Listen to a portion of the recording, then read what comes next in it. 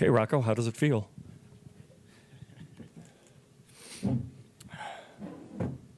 Like everything you imagine that it feels like. It's elation. I feed off of all the energy of all of our guys because our guys bring it every day on the field, and they can celebrate too. And that feeling, watching them go at it. I mean, it's one of the best feelings in the world because we work our whole lives to get to moments like this, just to have a chance, and we took advantage of our chance. Other questions? Yeah. Was it a blister issue with Duran there in the ninth? I would kind of go with whatever our trainer thinks it was, but he had a little cut on the top of his thumb. I'm not sure, if it was from a seam of a ball that he threw or if it was his nail that clipped the top of his thumb. And it started to bleed a little bit. It wasn't heavy bleeding or anything like that, but enough to bother him a little bit while he was pitching. So the umpires were helpful just in the fact that they gave us time to responsibly work on him, get him in a good spot. And then for him to go out there and settle in and get those outs, it was enormous. Other questions for Rocco and Sonny? To your left, guys. Sonny, can you walk us through that pickoff play and what, was that called? Was that just you and Carlos making eye contact? Can you just walk us through that? So it's something that, in all honesty, something that we started in spring training. I know it can be like cliche to say like, oh, you do this in spring training, blah, blah, blah. But it is something that we started in spring training. We've done it throughout the course of the season. We actually picked someone off like that in the middle of the season at some point. We worked on it last week before coming into the postseason. And Carlos comes up after the first inning, and there was traffic on the bases throughout the game. He comes up after the first inning, and he says, hey, listen to me. They can't hear the third base coach yell back. You can pick. There's going to be an option to pick. He's like, the timing pick is going to be there. It's going to be there. And then we were like, okay.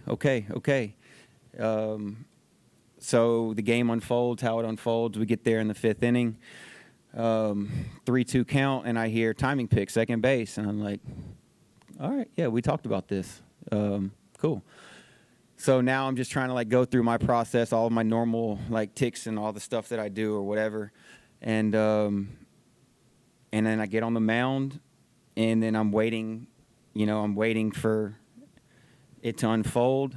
I turn, and when I turn, I see Carlos at the bag, and I see Vladdy off the bag a decent amount. So I turn, give the ball to Carlos. Carlos catches it, makes an incredible tag, goes at it, makes an and we get him out. And from my understanding, asking after the fact, I said, "Who you put that on? Did you put that on?" "Yeah, that away." And he said, "No, Carlos put that on." And I said, "No," cuss word. So for him to have the awareness earlier in the game to say, "Hey, this is an option. This is there for us." And then in a moment like that, to have the awareness to relay it from shortstop to the dugout, and the dugout to relay it into the pitch comms.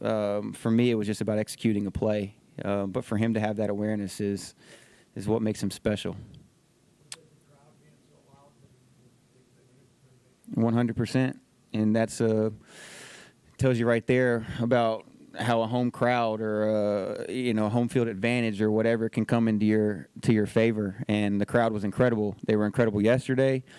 They were incredible today. From the moment I stepped on the mound an hour before the game to the moment, they're probably still out there, honestly. The crowd really, really, really helped us win that game today. To your left, guys, Phil. And along those lines, we've heard all season through one of the worst seasons of Carlos's career that he's a different guy in the playoffs. We're 2 days in, and we've been talking about Carlos Correa both days. What can you say about his how he comes through in the postseason?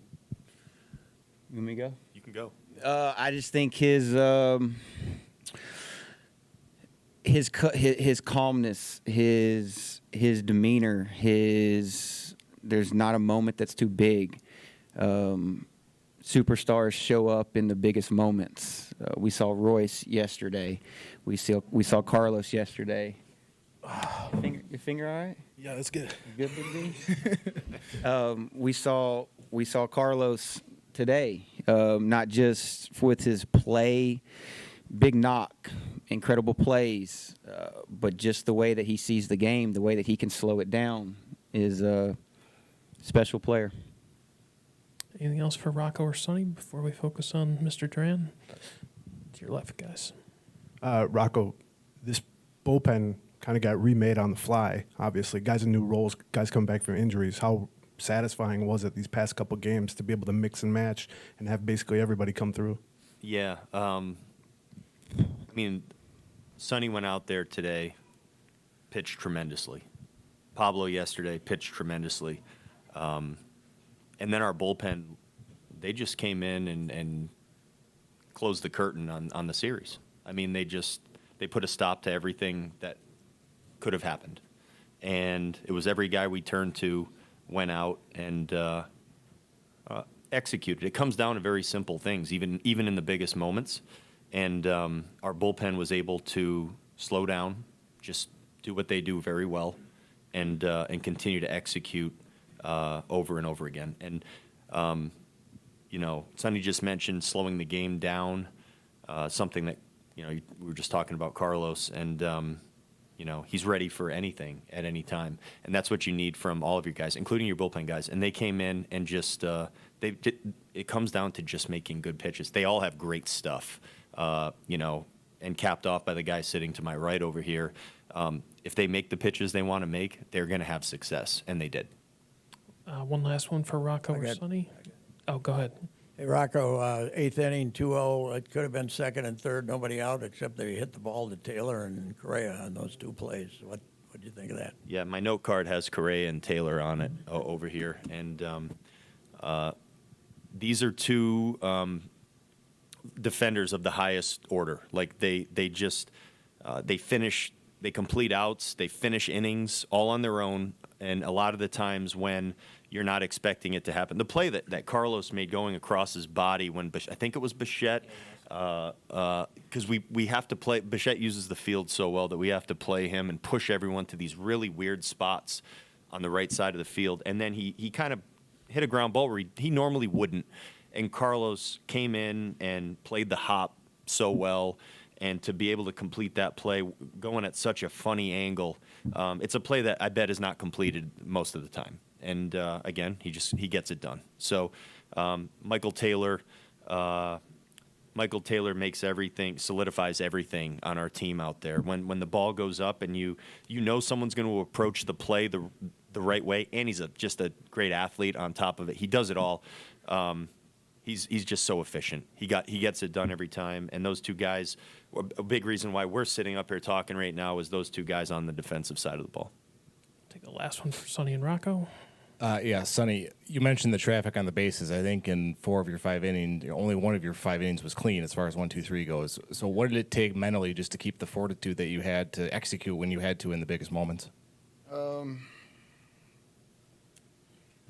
Honestly, it's just something that if you followed us for the course of the season, I started off great. Everything was, what it was.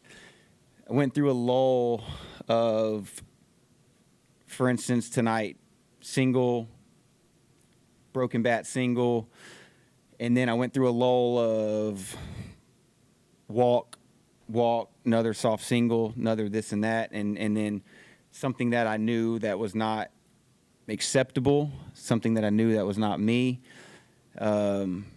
So it almost flipped the script as in, you get a runner on base, you get this and that. It doesn't matter. You're going to continue to, and I call it cliche, call it like you keep saying it or whatever.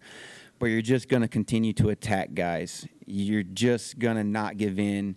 You're going to trust yourself. You're going to trust your stuff. You're going to trust your defense.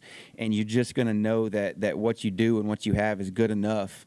The only way that it can snowball and go the other direction is if you start 1-0, 2-0, 2-1, walk, free pass, compound interest, things that continue to snowball in that way. If a guy, I mean, they had 5 or 6 base hits, I'm not sure, but it was singles. They're all singles, and it's something that in the past and even this year in the past, it's kind of like, oh, yeah, and I get pissed because I don't like giving up hits. I don't like walking guys. So I give up a single, and then I'm just like, like, but it's like, you know what? You executed a pitch. They found a way to hit a single, and it was kind of like being able to wash that to the side and say, like, who cares? I'm going to continue to attack this guy. I'm going to come right at this guy. I'm going to let my defense work on this guy. I'm going to fill up the zone with this guy. I'm just going to stay in the moment, and I'm going to continue to attack these guys, and good things are going to happen if you have that mindset. Rocco, Sonny, thanks so much. We'll let you get back to the party, and we'll see you in Houston. Thank you. Plan. Thank you.